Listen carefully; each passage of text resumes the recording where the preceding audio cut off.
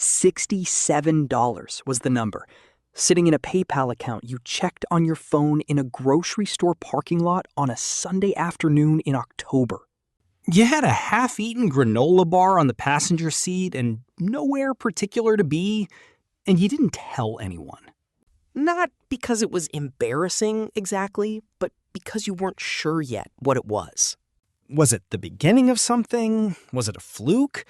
Was it proof that you could? Or just proof that you had tried once? You sat there longer than you needed to.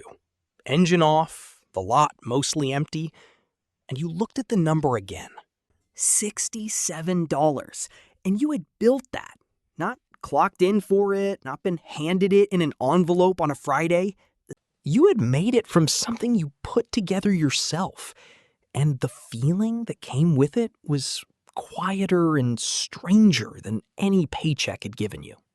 That was the beginning, and you didn't know it yet. Here is what happens to your life at every level of side income. Not the motivational version, not the version with the sports car in the thumbnail. The version where the numbers are small and specific and the feelings are the ones you actually had. At zero, you are watching and you are employed. Technically fine. Your direct deposit landing on the 15th and the last day of the month. It covers what it covers, which is most things, most months, with not much left. And you are not destitute. You are the specific kind of stuck that doesn't have a name. Because from the outside, it looks like you're doing okay. And you are doing okay. But okay at 28 is a slower emergency than it sounds. Because okay doesn't compound, and okay doesn't build. Okay is the financial equivalent of running in place and calling it a commute. And somewhere underneath that, you have an idea, maybe more than one, and you have thought about freelancing your skills, selling something online, building something small. You have watched enough videos to know the categories, you open a tab, you read for 20 minutes, and then you close the tab. 3 days later, you open it again. And this is the zero stage. Not laziness, not ignorance, but something more specific. You cannot yet picture yourself as the kind of person who does this, because the people in the income reports seem to live in a different atmosphere. Their numbers are different, their confidence is different, and the version of you that earns money outside a job feels like a character from a story you haven't started writing. Your savings account has $310 in it, and your student loan payment is $387 a month, coming out automatically. Some months you feel it, and some months you don't. And the months you feel it remind you the math of your life was set before you understood math. Marcus is a warehouse logistics coordinator who works the early shift, which means he is in his car in the dark at 5:15 most mornings. He eats lunch alone, not because he doesn't get along with people, but because lunch is the only 40 minutes where no one needs anything from him. He opens his phone and checks his Etsy dashboard in peace, because he started selling digital templates 8 months ago, spreadsheet layouts, and simple planning documents. They take him a few hours to build and then sit in his shop indefinitely, available to anyone who finds them. And the first month, he made $11. The second month, he made nothing. And the third month, he made $43 from 2 sales on a Tuesday he wasn't even watching. And he told no one. The first dollar from something you built is worth more than the first 100 from somewhere you were hired. At $67 a month, the side income is not a strategy. It's a signal, a quiet one, that says the world will pay you for this. It says you are not imagining it. And it says nothing else yet. And that's fine, because the signal is enough. You check the dashboard more than is rational. You refresh it before you go to sleep, and you tell yourself you're just keeping track. What you are actually doing is learning to believe the number is real. And your day job has not changed. Your commute is the same. The fluorescent lights in the break room are the same, but something in the way you sit in those lights has shifted by approximately 1 degree in a direction you cannot quite name. The jump from $67 to $200 a month is not a straight line, and there is a month where you make $112 and feel briefly invincible. There is a month where you make $38 and quietly recalibrate. And there is a Tuesday around month 4 where you make no sales at all. You sit with a specific low-grade dread that this was never real, that the early months were a statistical accident, that you are the kind of person who peaks and then quietly stops. You don't stop. And $200 a month is not a number that changes your rent or covers groceries or solves anything structural.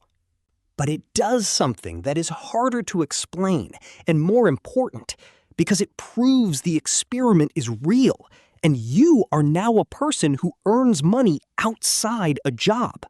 That fact lives inside you differently than it did before.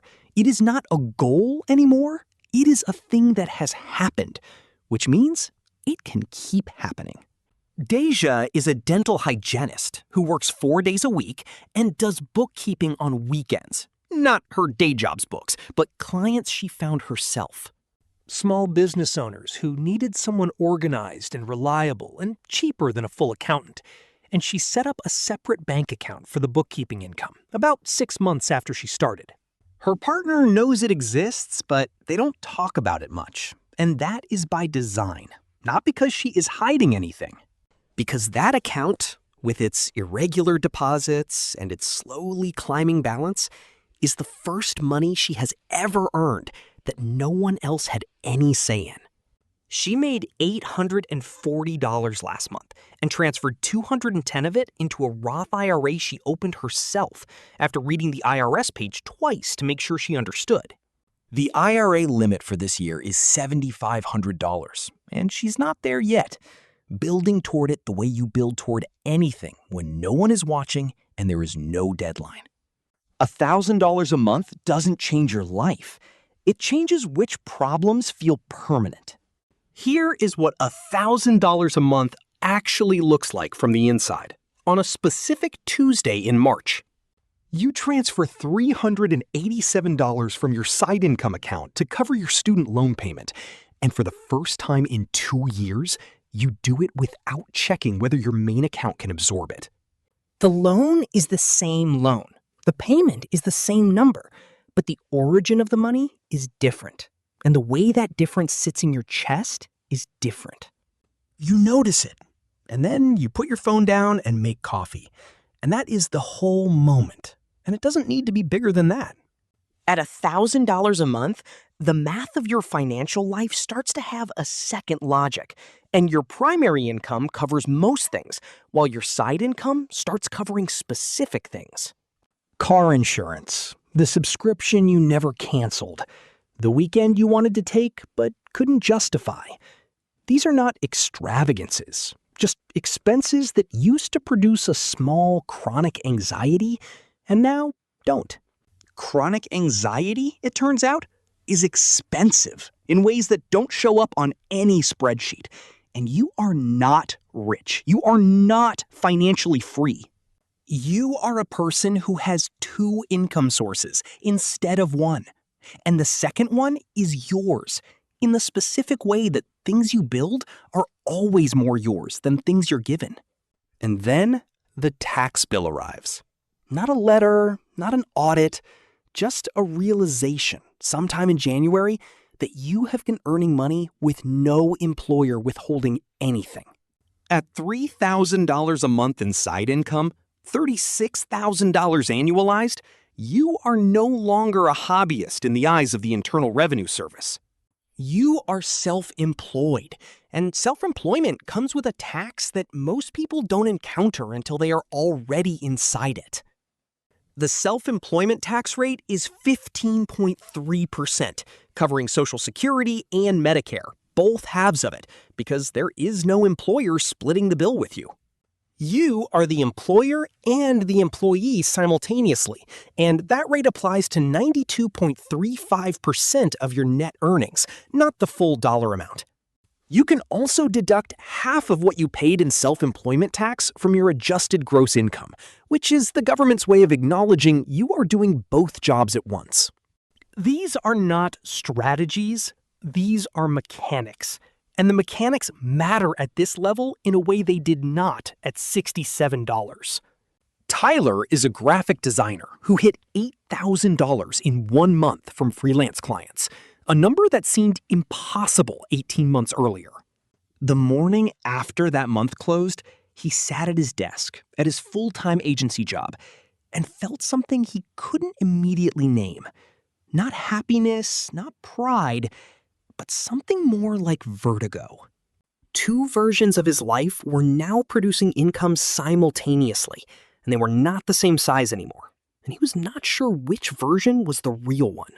He didn't tell his manager, he went to the weekly stand-up, he gave his updates, he came home, and he also owed the IRS more money than he expected. He had not been making quarterly estimated tax payments, and the safe harbor rules exist for a reason, he learned too late. Setting aside 25 cents of every side dollar before you touch it is not discipline. It's the cost of keeping the experiment going. Ray hit $4,500 a month in side income and did not set anything aside, spending it the way you spend money when it feels like a bonus. Completely.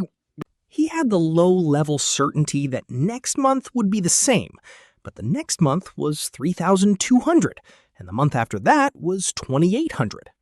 By the time he filed his taxes, the side income had already slowed, and the bill was still full-sized, and he paid the IRS back in installments over 14 months.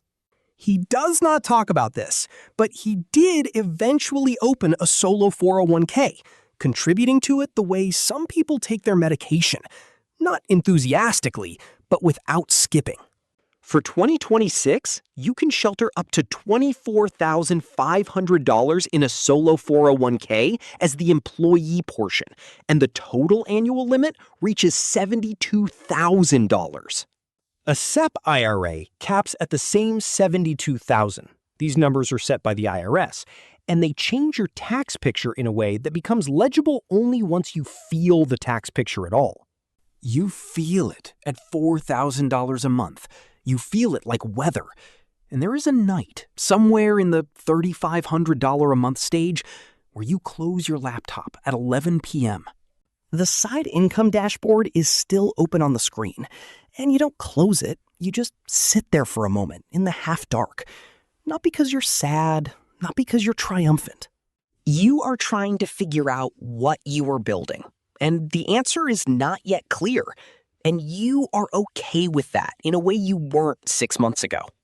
The apartment is the same apartment. The furniture is the furniture you had when the side income was zero, but the way you sit in it is different. Some quality of permanence has entered the room that wasn't there before.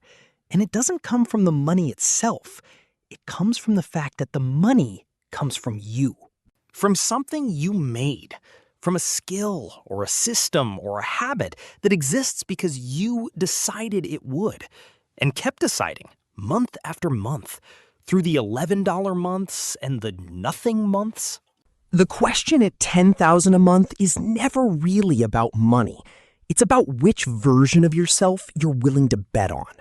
$10,000 a month in side income is not a lifestyle. It is a confrontation. Because at that number, the math of staying at your job begins to dissolve. The salary that once felt like a floor starts to feel like a ceiling. And the benefits and the structure and the stability do not disappear. They just get reframed.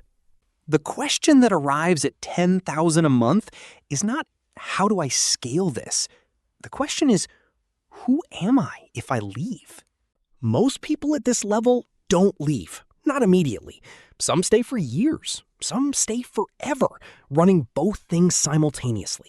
And that is not failure. That is a choice. Choices made from strength are different from choices made from fear, and the choice is no longer invisible. And that is what the money has done. Not freed you, exactly, but made the invisible visible. And the thumbnail sentence is not a motivational poster. It is a data point. $67, then $9,800. And those two numbers belong to the same person. And the distance between them is not a trick and not a miracle. It is months. Inconsistent and imperfect and sometimes humiliating months where the dashboard showed nothing and the day job showed no signs of ending, and the whole project felt like a hobby taking itself too seriously. You kept a separate bank account. You checked your quarterly taxes, eventually. You opened a retirement account for your side income, because the IRS exists whether you're thinking about it or not. The solo 401k limit doesn't care about your feelings, and you moved money into it the way Deja moved money into hers, not with excitement, but with the quiet intention of a person who has decided to take the second income as seriously as the first. Here is what no income report shows you.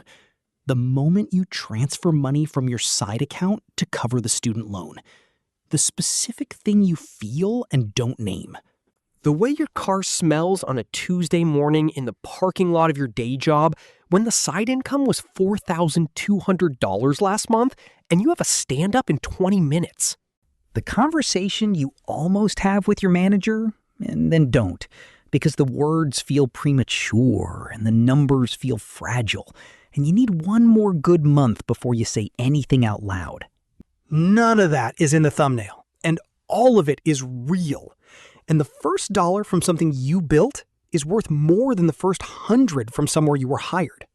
That rule lands differently at $10,000 than it did at $67.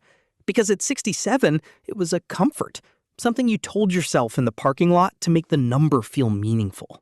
At $10,000, it is just true. And you will not remember the month it clicked. You will remember specific, smaller things. The first transfer, the first time you set a percentage aside without being told to, the first month you did not check your main balance before approving a charge, and the $11 month that somehow did not end the experiment. The $67 is still there at the beginning of all of it. And you couldn't see it then, but it was the moment the story started. Not because of what it was worth, but because of what you did when you saw it. You didn't close the app. You didn't explain it away. You let it be real. And you came back the next month and the month after that until the number was large enough to change what was possible and quiet enough still to remain entirely yours.